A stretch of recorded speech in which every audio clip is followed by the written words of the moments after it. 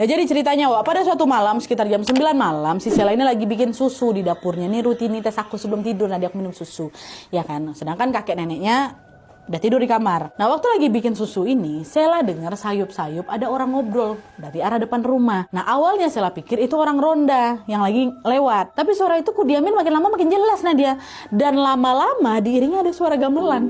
Deng deng deng deng deng. Ada suara ngobrol, ada suara gamelan. Di situ aku udah gak bisa positif thinking, ini pasti apa-apa nih gitu kan. Nah, cuman aku penasaran dia. Aku endap-endap lah ke garasi, lewat garasi dia. Dia ngintip dari jendela garasi ke arah teras yang besar kali kayak singgah sana tuh. Kan di situ ada 2 kursi goyang dan 15 kursi tamu di kanan kirinya kan. Nah, di situ waktu tengok, di teras itu ada beberapa sosok berpakaian adat Jawa yang lagi duduk menghadap 2 orang di kursi goyang. Ya Allah, jadi 15 ada orangnya, Wak. Ya kan? Dan setelah diperhatikan 2 orang yang duduk di kursi goyang itu mengenakan pakaian yang berbeda dari 15 orang ini. Pakaian yang lebih bagus. Jadi bisa dibilang macam sepasang pengantin raja ratu gitu loh. Kayak gitulah. Apa tuh? Apa tuh? Sela diam aja, Wak. Dia ngamatin aja mereka. Lagi ngobrol. Nggak ada yang kayak diam gitu, nggak ngobrol mereka. Cuma pakai bahasa Jawa. Nggak jelas memang apa yang mereka omongin. Tapi aku tahu tuh ngomong bahasa Jawa tuh kan. Ngobrol terus. Dari yang nggak jelas obrolan itu, tiba-tiba si Sela ini nangkap satu kalimat yang jelas. Di antara obrolan-obrolan yang nggak jelas ini, Wak. Suaranya perempuan. Kok ono kowe neng kene. Cuman dia masih ngadep ke sini. Terus tapi satu ucapan yang jelas aku dengar tuh itu. Kok ada kau di sini? Kowe arep melu. Gitu kok mau ikut. Dan waktu ditengok, Wak, ternyata suara ini memang berasal dari si perempuan yang duduk dekat kursi goyang. Dan diamati lagi sama si Sela. Perempuan itu adalah sosok sinden yang kemarin nyanyi dekat belakang rumah. Terus Sela juga dengar ada satu kalimat, nggak tahu nih berasal dari orang mana di antara 15 orang itu, ngomong kayak gini, Wak. Laki-laki yang ini. Kaula kabeh sampun dangu ngentosi panjenengan. Kami semua udah lama nunggu kau. Jadi kalian bisa ngebayangin situasinya. Mereka tuh masih ngobrol dengan bahasa yang nggak jelas. Cuman ada 2 penggal kalimat yang Sela dengar. Yang satu dari perempuan, satu lagi jadi laki-laki. Itu tadi obrolannya. Ucapannya tuh kayak gitu. Aku langsung merinding, aku udah langsung masuk ke dalam rumah. Kan tembus tuh masuk ke arah rumah. Waktu aku nyampe di ruang tamu, tiba-tiba pintu depan kebuka. Kebuka kasar gitu, macam dibanting. Dan dari balik itu aku balik badan, aku tengok tuh ada sosok 2, samar-samar memang ada.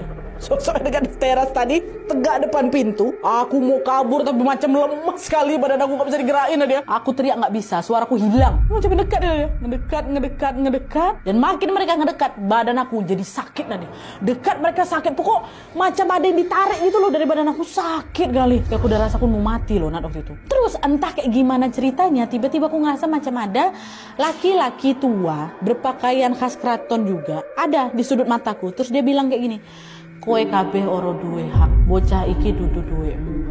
Kayak si bapak ini atau si sosok yang ketiga ini ngomong ke mereka berdua. Itulah hal yang terakhir kali ku ingat, karena setelah itu aku pingsan. Pingsan. Dia nggak tahu apalagi yang terjadi setelahnya. Cuman yang jelas waktu dia bangun, dia udah ada di kamar. Nah begitu aku bangun tuh Nadia, wah astagfirullahaladzim, semua yang dia rasakan tadi malam tuh kok terasa kayak mimpi, Wak. Tapi rasa sakit sama takut tubuhnya tuh terlalu nyata untuk dibilang mimpi. Aduh, apa tadi malam tuh? Dia gak pernah kayak gitu sama sekali, Wak. Cuman yang sampai saat ini aku ingat adalah rasa sakit ketika mereka mendekat, Nadia. Itu sakitnya sakit kali. Itu yang saya pikir dia lagi sakaratul maut, Wak. Udah macam mau mati rasanya, Nat. Itu yang masih ku ingat sampai sekarang. Sakitnya aku masih ingat, bentuk kejadian masih ku ingat. Kayak cepat gitu loh kejadiannya. Pas dia bangun ini, neneknya udah ada di samping dia, Wak. Bagus bilang, semalam kamu pingsan, Dok. Nenek sampai minta bantuan ke tetangga buat ngangkat kamu ke kamar. Si Sela udah gak bisa nahan lagi. Nenek ada lihat laki-laki perempuan di situ, Nek. Ada nenek tengok, iya Nduk, nenek lihat katanya. Lihat nenek kan? Terus nenek ada lihat juga kakek-kakek di situ. Oh kalau kakek-kakek enggak Nduk, nenek cuma ngelihat ada laki-laki perempuan pakai baju Jawa tuh waktu nenek mau sholat subuh tadi. Subuh Nek? Aku kan nengoknya malam Nat. Nenek lihatnya subuh. Tapi udah terserah lah. Semenjak kejadian itu, Mbak Kusmini pun langsung rajin ngadain pengajian tiap minggu di rumahnya, Wak. Sedangkan si Sela untuk sementara waktu dia udah nggak mau lagi nginap di sana. Trauma dia. Dipulangkan Sela ke rumah orang tuanya. Nah, 2 tahun setelah kejadian mengerikan itu, Mbah Daryono atau kakeknya Sela ini meninggal dunia, Wak. Terpukul kali lah Sela di situ. Dia nyesel karena di hari-hari terakhir sebelum kakeknya meninggal, Sela justru nggak ada di sampingnya. Nah, karena penyesalan itulah Sela pun akhirnya memberanikan diri untuk menginap lagi di rumah si kakek untuk nemanin neneknya. Sekaligus juga dia pengen cari tahu nih, kenapa dia dulu sering kali diganggu di sana ya kan. Setelah dia balik lagi nginap di sana, dia jagain neneknya apa segala macam, Sela pancing lah kan.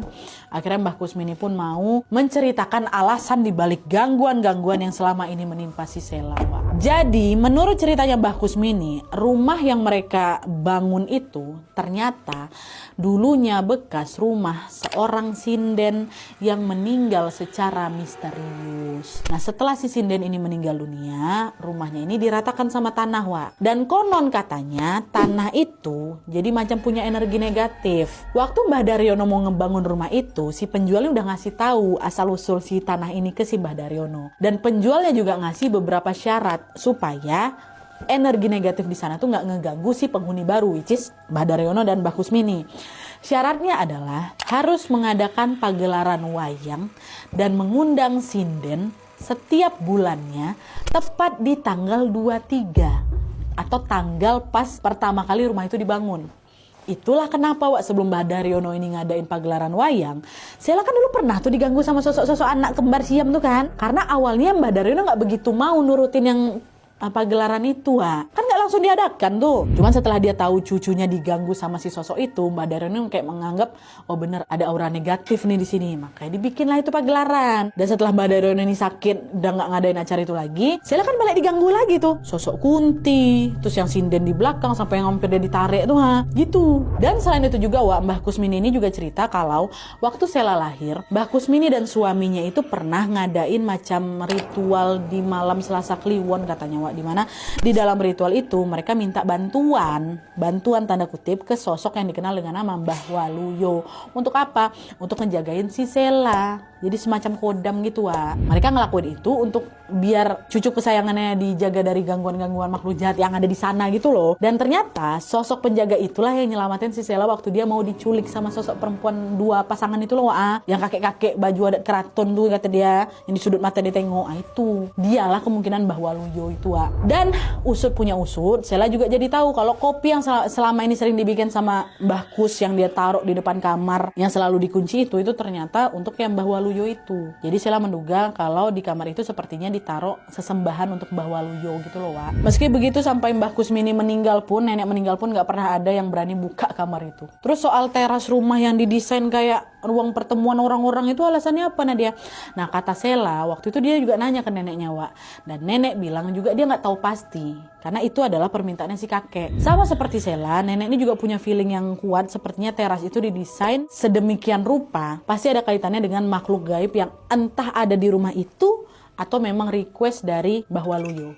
Nggak ada yang tahu, cuman kakek bilang bangun kayak gini. Kan agak nggak umum kan, Wak, dilakukan kayak gitu tuh, ha. Nah itu. Dan sejak saat itu juga Sela udah nggak pernah lagi nginap di rumah itu. Rumah itu cuma sesekali aja didatangkan ke sana untuk dibersihkan. Di sisa hidupnya Mbah Kusmini yang jadi dibawa ke rumah anak-anaknya dia gitu loh, Wak. Jadi rumah tuh sengaja kayak dikosongin tuh loh, gak ada yang mau nempatin. Dan demi keselamatannya Sela juga, pihak keluarga akhirnya memutuskan untuk menutup mata batinku, Nadia katanya. Aku udah gak bisa lagi nengok yang kayak gitu. Cuman itulah kenangan soal hal-hal horor yang sangat ku ingat sampai saat ini.